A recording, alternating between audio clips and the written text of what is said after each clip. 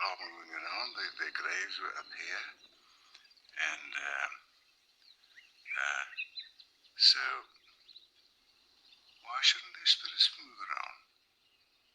It's not common in the archaeological world that you can actually pinpoint and say, this is the place where society transformed from one quite different kind of organization to another. And that's one of the things that makes this place absolutely unique. In this area, gold was first worked. Many years before you had gold mined in Johannesburg. Long before the whites came to South Africa, blacks had been involved in mining.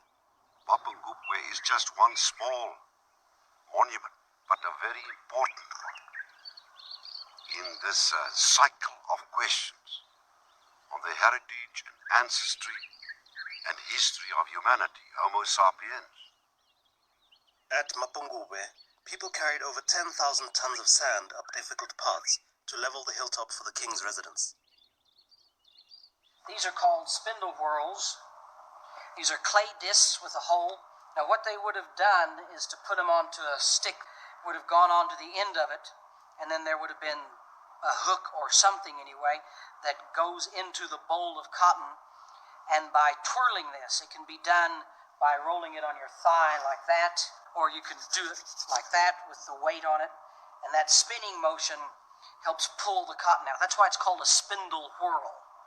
It's the first site, the oldest site in the country that has produced these things. And so presumably the Limpopo Valley is the first place where cotton was actually cultivated within southern Africa.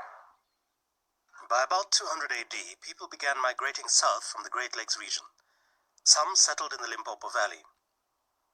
The proximity to the river and its floodplains, the rainfall patterns, and the soil conditions all provided a favorable environment for raising cattle and harvesting crops to sustain an expanding community.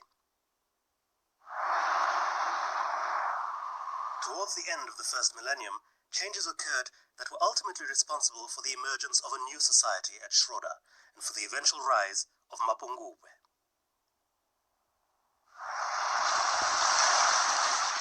Islamic seafarers were attracted by trade opportunities along East Africa's coast since before the birth of Christ. They had expanded their trade southward as far as Sofala on the Mozambique coast by 900 AD.